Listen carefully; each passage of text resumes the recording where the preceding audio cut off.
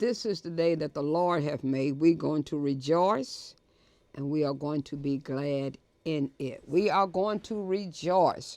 Regardless of what the day brings, we're going to rejoice and be glad in it. Well, we say hello to all of our campuses, Hardin County, Indiana, Louisville campus, and certainly to those even at Dosca Manor. We want to give a shout out to those who are watching over at California Square Apartments.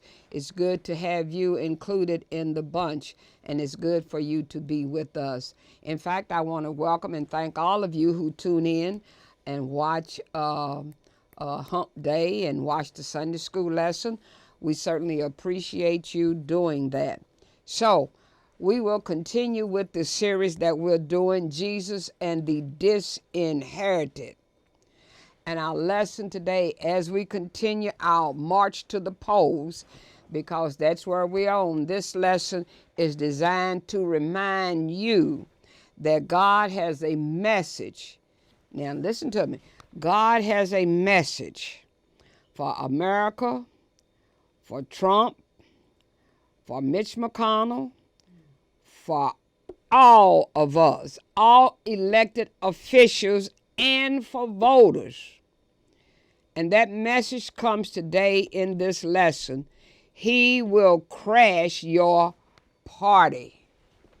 And when I say party, I'm not talking about a ha ha ha, let's have a good time party. Yes, that too.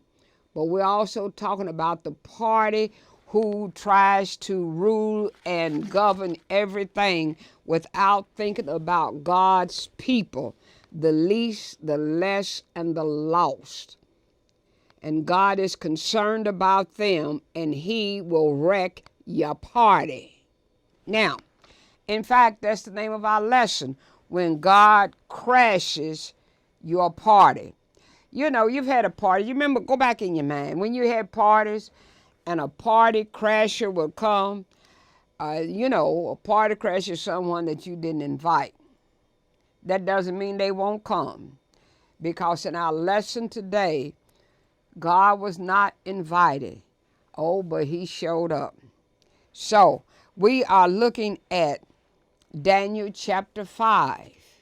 Daniel chapter 5. And we'll look at verses 1 through 4 in the NIV. And it says, King Belshazzar gave a great banquet for 1,000 of his nobles and drank wine with them. While Belshazzar was drinking his wine, he gave orders to bring in the gold and silver goblets that Nebuchadnezzar, his father, and let me stop right there and say Nebuchadnezzar was really his grandfather. His father had taken from the temple in Jerusalem, so that the king and the nobles, his wives, and his concubines may drink from them. Now, did you hear what I said? He gave orders. He gave directions. He wanted the sacred goblets, gold and silver, bought from the temple that Nebuchadnezzar had taken from the temple in Jerusalem, and they wanted to drink wine from them. Verse 3, so they brought in the gold goblets that had been taken from the temple of God in Jerusalem. And the king and his nobles, his wives and his concubines, drank from them. As they drank the wine, they praised the gods of gold and silver, of bronze, iron, wood, and stone. Now, let me give you a little bit background here, an introduction to this lesson. In the first verses of Daniel chapter 5, we see there's a pretty wild party going on. And this party was thrown by King Belshazzar. Now, he does not know that this party is about to be crashed. Because right in the middle of the party, probably, right when the getting is good, because they have had too much to drink. You can see that, because he said, go get the sacred goblets from the treasury. there is a hand starts writing on the wall. And this guest was uninvited, was unexpected, was unusual, and he upset everything because in view of everybody, this astonished party kind of shut down. Now, let me give you a little more background.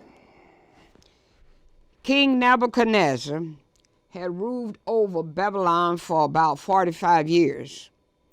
Now, by the time of this chapter, Daniel 5, King Nebuchadnezzar has been dead, let's say, about 25 years.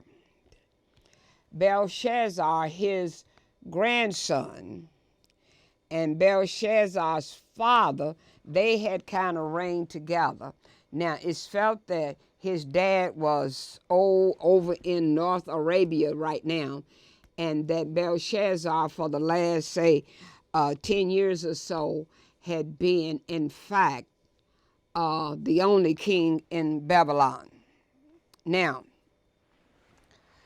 Babylon was the first great superpower in the history. First great superpower in the history of the world. Now, and in fact, some of things where Babylon was thought to be the eighth wonder of the world.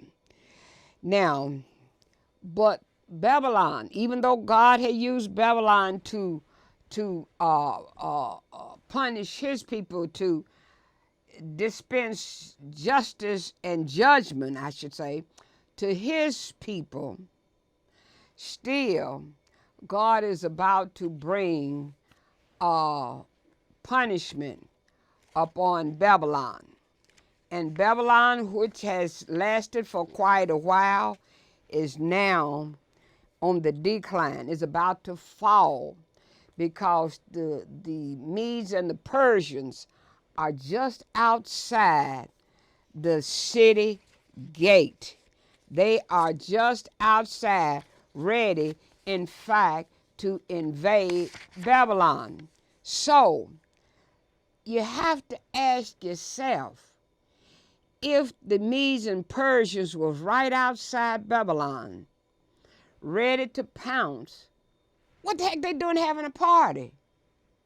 I mean, so let's look, because this party show some tremendous things that we need to see and we need to listen to today, because this is back then, but we need to understand the same thing is going on today.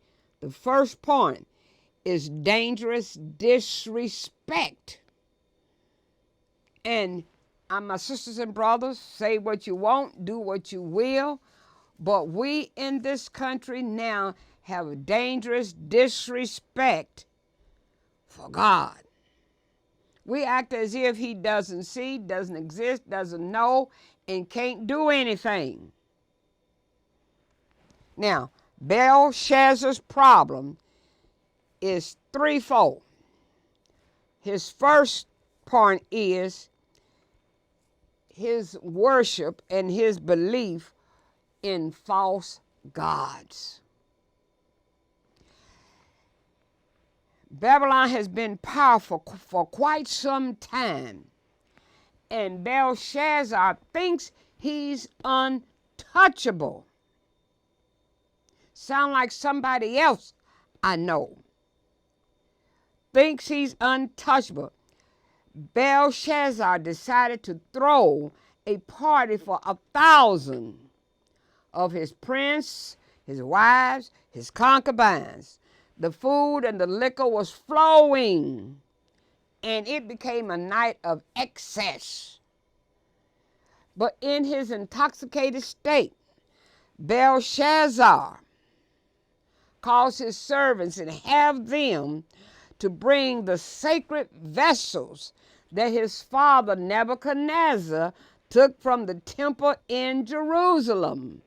Now listen to me now. So see this, he thinks that the God that Israel serves is weak. So Belshazzar and his band of fools, because that's what they are, began to drink from these sacred vessels and toast their gods, the gods of gold, silver, iron, bronze, wood, stone. You see, because they felt that because these sacred vessels were in their possession, this meant that their God was better, stronger, mightier than the God of the Israelites. But God is going to show them something. Be not deceived. God is not mocked. So, first problem is his worship of false gods. His second problem is false security. Woo! God Almighty. I wish you all hear this.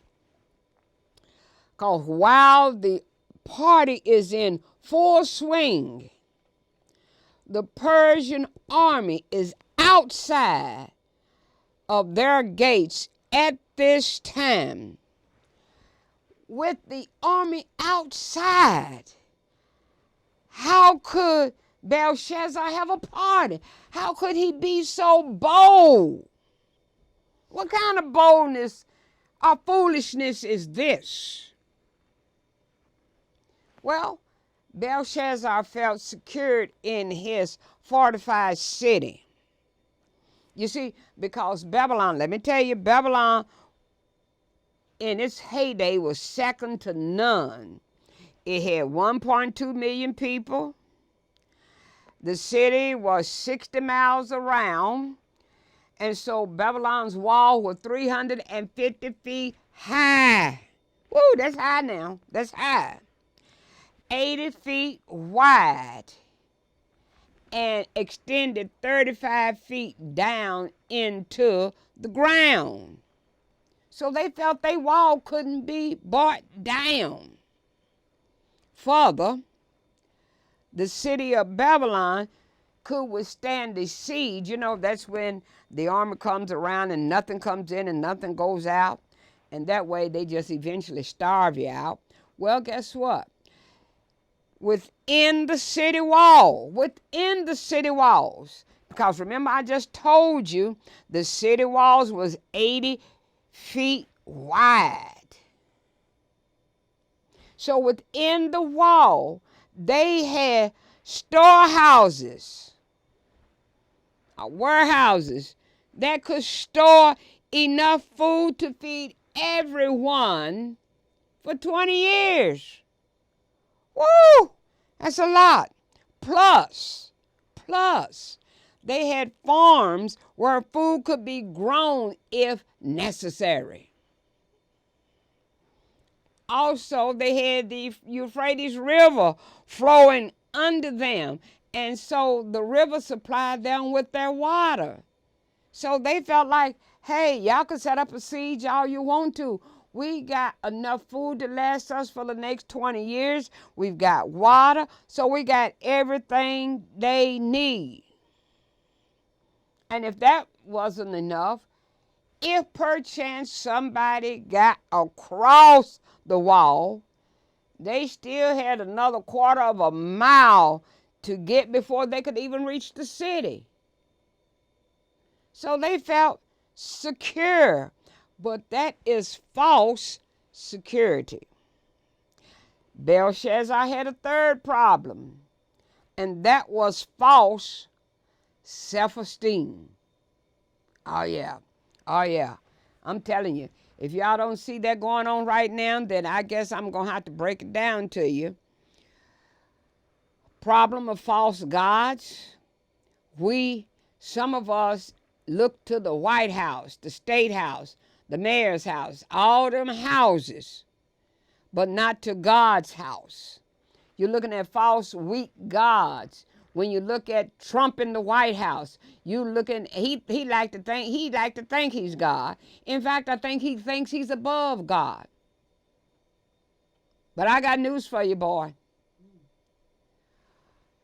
Keep on reading. God is going to crash your party. And you're hearing it right now. Another thing is false security. We got false security. You remember he wanted to put up a wall? Is the wall up? No. And even if the wall was up, guess what? It couldn't keep out COVID-19, and he turned his head, said it never reached it. But guess what? Look how many Americans have died. Because this man has false security, and you listen. And he's got false self-esteem. He's already making plans to lie when he loses. Not if he loses, when he loses. He's already making plans to lie. You stole it from me. And worse than that, he's trying to make plans to keep himself in false self-esteem. Because Belshazzar, because of his position, his possession, and his power, he feels he's a man that has everything. And I don't want to keep calling out his name, but I may as well tell it. You see, because I have to answer to God. I don't answer to a president, I answer to God. I'm in his army. And he feels he has everything, and if he don't have it, he got enough money, enough power to take it or to buy it. Because you see, Belshazzar, just like Donald Trump, think he's the biggest, baddest thing around. But now let's go back to our story. Daniel chapter 5, verse 5 through 9. I'm reading from the New Century Version now. Suddenly, the fingers of a person's hand appeared and began writing on the plaster on the wall near the lampstand in the royal palace. The king watched the hand as it wrote. The king watched the hand as it wrote. King Belshazzar was very frightened. His face turned white. His knees knocked together, and he could not stand up because his legs were too weak. You want me just to make it plain for you? The boy fainted. The king called for the magicians, wise men, and wizards of Babylon and said to them, anyone who can read this writing and explain it will receive purple clothes fit for a king and a gold chain around his neck. And I will make that person the third highest ruler in the kingdom. Hey, dude, the kingdom is getting ready to fall. Okay. Then all the king's wise men came in, but they could not read the writing or tell the king what it meant. King Belshazzar became even more afraid, and his face became even whiter. His royal guests were confused. So, we looked at dangerous disrespect. Now let's look at a disturbing development. Belshazzar called for the astrologers, the Chaldeans, and all the soothsayers and wanted them to read that. But now, dude, if you knew the history of your grandfather, he called all them folks once before to tell him about a dream. They couldn't do it. What makes you think they can read this handwriting on the wall? And then he says, whoever can read it, tell me what it means, tell me what it says and what it means. I'm going to make you the third highest ranking person in the kingdom. I'm going to give you clothes with that's purple clothing. I'm going to put a gold chain around your neck. And what we need to see here in this disturbing development is he's making a promise that he can't keep. And that's what the world does. And that's what we keep hearing as we move closer to election time, is that promises being made that can't be kept. In fact, I don't think we want to keep, we just making them just so I can get in. Because see, and that's what the world does. The world make promises, say, eat, drink, and be merry. But the world can't do that. Because what the world promised and what Belshazzar promised is not theirs to give. In spite of what he thinks, he is not in control. Woo! Say it again, Geneva. In spite of what he thinks, he is not in control. He's not in control. Instead of being grateful for what they have, he think he's something slick. He think he has done all of this on his own. And you know what he is? He's the foreshadow. Perhaps Jesus might even been talking about him when he gave the parable in Luke chapter 12 about the rich man. Then Jesus told this story. There was a rich man who had some land, which grew a good crop. He thought to himself, what will I do? I have no place to keep all of my crops. Then he said, this is what I will do. I will tear down my barns and build bigger ones. And there I will store all my grain and other goods. Then I can say to myself, I have enough good things stored to last for many years. Then I can say to myself, I have enough good things to store for many years. Rest, eat, drink, and enjoy life. But God said to him, foolish man, tonight your life will be taken from you. So who will get those things you have prepared for yourself? And that's exactly what Belshazzar has done. And perhaps Jesus was even thinking about this Belshazzar when he told the parable of the rich fool.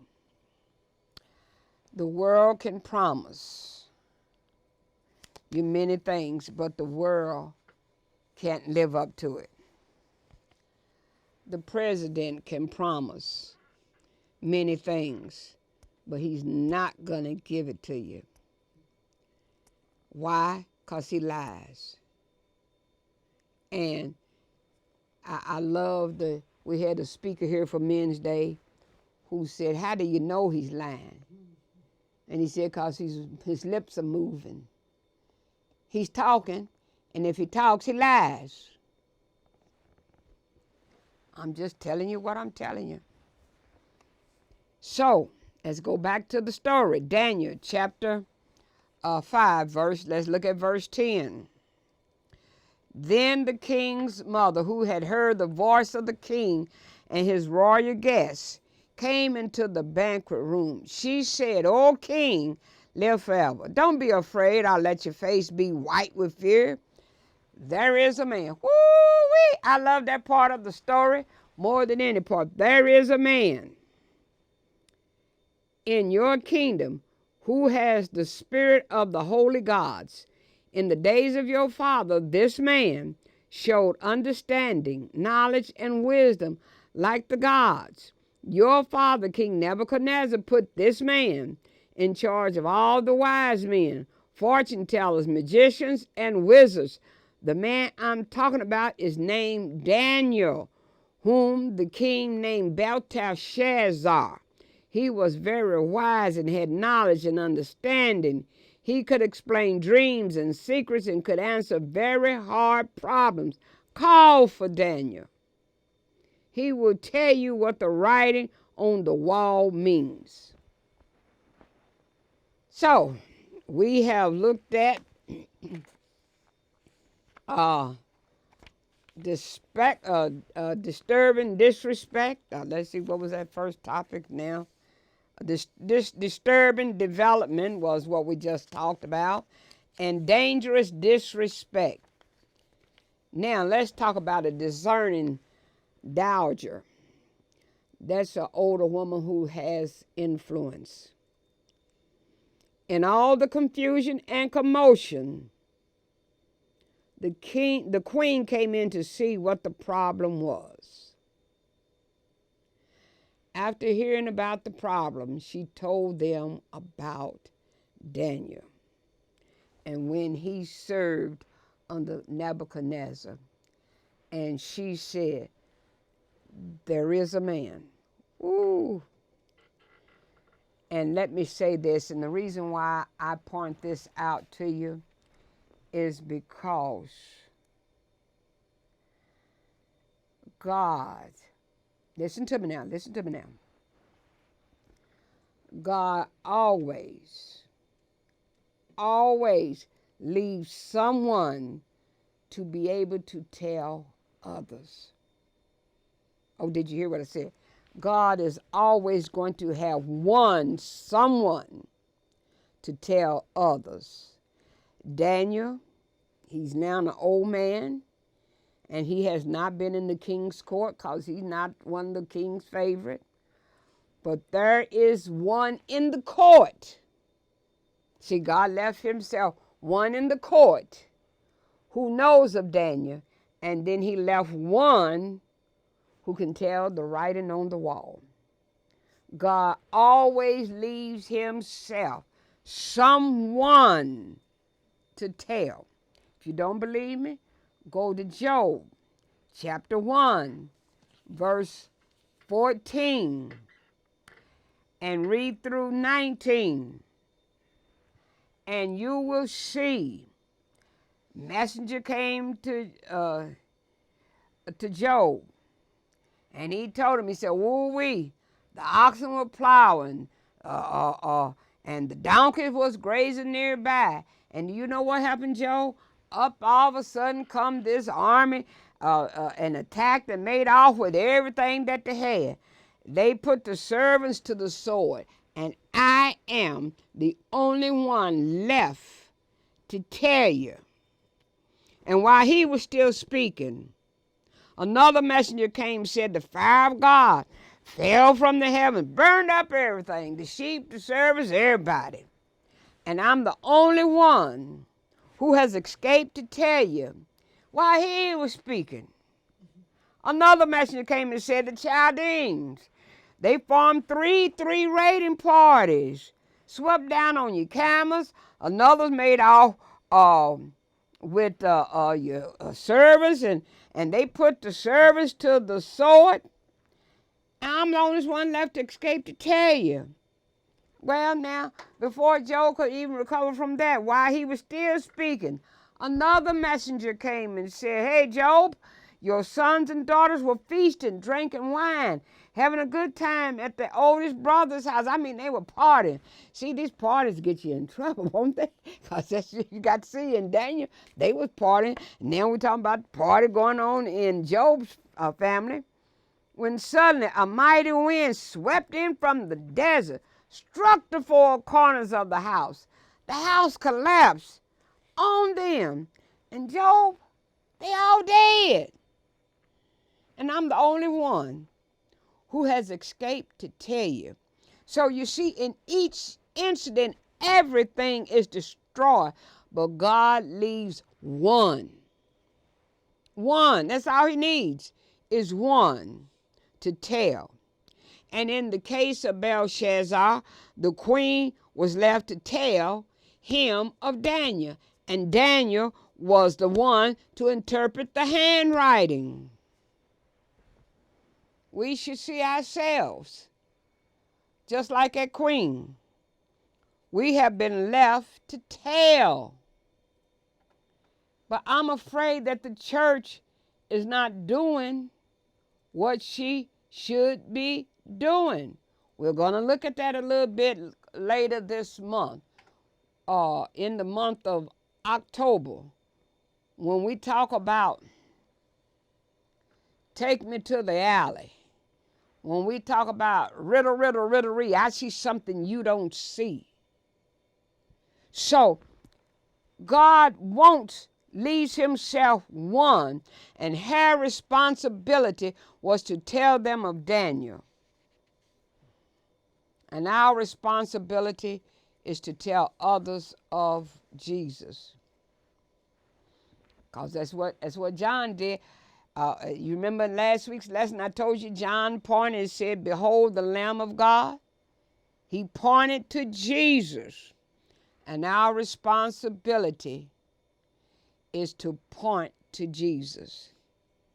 Now, what good would it do God to write on the wall if there was no one to read and tell the others what it said? God doesn't do that.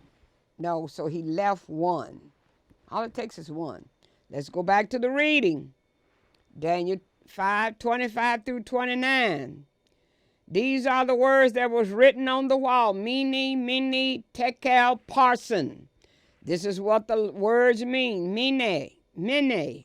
God has counted the days until your kingdom will end. Tekel, you have been weighed on the scales and found not good enough. Woo! Parson, your kingdom is being divided and will be given to the Medes and the Persians. Then Belshazzar gave an order for Daniel to be dressed in purple clothes and to have a gold chain put around his neck. Can't say that the boy didn't live up to what he promised, because he did, even though it ain't good. He should have put an expiration date on it, good for the next 24 hours.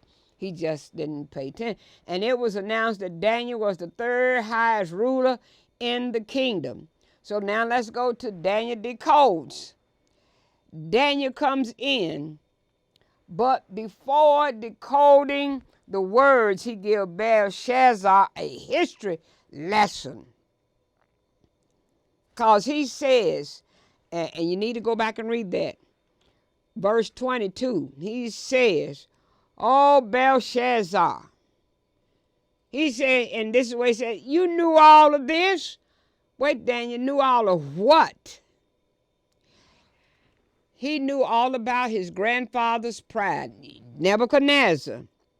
When God had to humble him, knocked him down, made him like a beast out there in the field. And only when Nebuchadnezzar looked up to heaven did God give him his understanding and his intelligence and his sense back. And he said, you knew all of this, and yet you went on in your life of sin and godlessness. And now God has crashed the party. Be not deceived. I said it earlier. God is not mocked. Whatever a man sows, that shall he reap. And with that, the party is over. Now, I tell you what, I don't know what the band had played before. I don't know who was the features, a singer, or what they were singing. But I tell you what's playing now. The heavenly band is playing, and the angels are doing the singers. We know that the angels can sing, because we learned that in Job, when he said, and the sons of God shouted for joy. That was the angels singing when God created the world. And now here we see, I know the angels can sing, because they showed up in Bethlehem and sung for the shepherds. So I know they can sing. I know that Lucifer fell out and got tossed out of heaven because he was over the choir and he thought he was so big and bad and all that. So I know they can sing. So the heavenly band was playing and the singers were singing. You know what they were singing? The party's over. Woo! Teach Geneva. The party's over. It's time to call it a day. He's burst your pretty balloons and taken the moon away. It's time to wind up this masquerade. Just make your mind up. The piper is about to be paid. The party is over. Now, let me say this. For some of you think, I didn't think that was in the, no, it is. I have to change things to fit what I needed to fit. So I kind of made some of this up myself. The party's over, the candles flicker and dim. You danced and dreamed through the night. It seemed to be right, just living in sin. Now you must wake up. All dreams must end. Take off your makeup. The party is over. It's all over, my friend, because God has crashed the party. God has crashed it. So what did it mean? Mene, numbered and finished. You have been weighed in the balance and you've been found wanting. This weighing process was not just this one incident, but over a period of time. The Lord is slow to wrath, and he had given Belshazzar the proper time. And he has done the same thing for us, for Trump, for Mitch, for America. He has given all of us time. He does not cut us off immediately. It is not his desire for any to perish. But there comes a time when God says enough is enough. And the way I see you treating my people, enough is enough. You've been weighed. You've been numbered. And you finish. Takel. You've been weighed and found wanting. His actions are weighed. And God's scales are not lacking. They're honest. They're true. And Belshazzar had been placed on God's scales and have been found wanting. And some other of us, you have been found wanting. Not just by the people, but by the creator of people. You got your mouth shut. People there's uproar out in the streets. Riots are going on. And many of us who should be pointing to God have our mouths closed.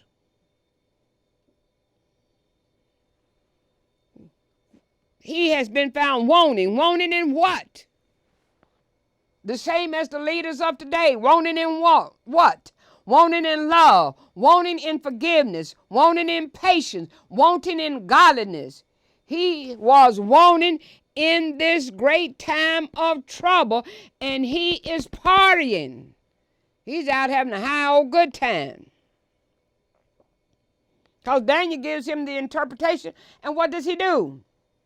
He doesn't fall to his knees and ask for forgiveness.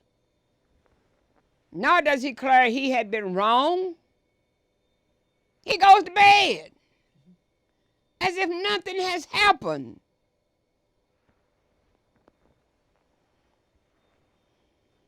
In Parson, the kingdom is to be divided.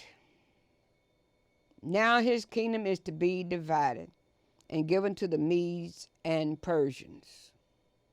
And let me say something. You might not like it, but I'm telling the truth. There has not been not one power, superpower if you want to call them, who has been in existence that did not fall. Because when you leave God out, he can bring you down. He says, I make governments and I can tear down governments. And if you think American is an exception, then you are just like Belshazzar. You have heard it, and now you're gone to bed. So Belshazzar, he gets a report card. I made him a report card. And he gets straight F's. In history, Daniel reminded him of what happened to his grandfather. And Belshazzar knew all this, but he did not humble himself. History F. America, think about your history. You brought people over, us, me, my ancestors. And you worked them for 400 years and didn't pay them. And now you're killing us in the street. You knock down the doors and you come in and you shoot us, and then you lie about it. And then you want to get a black man to stand there and say, well, you see me as a black man. Well, you don't have to say of me you're a black man. I don't need to tell you I'm black. You can look at me and say I'm black. By the same token, you should be able to look at me and say there's a Christian. We are failing the test. F for history, foreign language. He could not read the handwriting on the wall, but when it was interpreted for him, he disregarded. Foreign language, F. Math. God has number, and his number is up. God weighed him on his scales, and he didn't measure up. So instead of multiplying, God divided. So, math, F. In America, I'm talking to you, because Babylon is gone. There is no Babylon. And then the last lesson that he fails, logic. Is it logical to see a hand write on the wall and say what he said and then go to bed and go to sleep? That's not logical. Is it logical for a man to lead the armies of the United States that has never even participated and been in the army, but he's going to be the chief, who lies? Is it logical to put a man in who has such little regard for women, and he think, okay, let me announce somebody for the Supreme Court, let it be a woman? Dude, we're not fooled by that. It's not logical. Now, the last point, devastating deadline.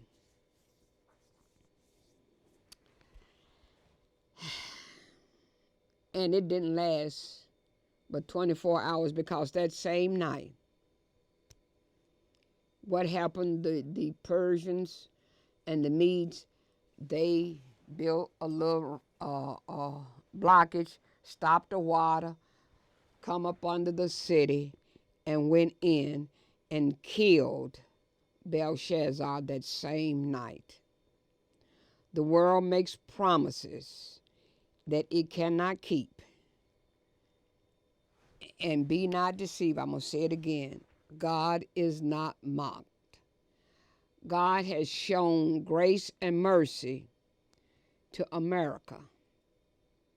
God has no desire to crash or bring down the Republican Party, the Democratic Party, the Independence Party, the Tea Party, whatever party that you flag you are flying. But God wants to be invited into our lives, our parties, our worship service, in our homes and into our hearts. He wants us to invite him. He has numbered our days, weighed us, and now we have been found wanting. So repent. Now is the time of salvation. For he says, the day that you hear my voice, harden not your heart. Then the last thing he said, tell you, I'm God, and I approve this message. I'll see you next week.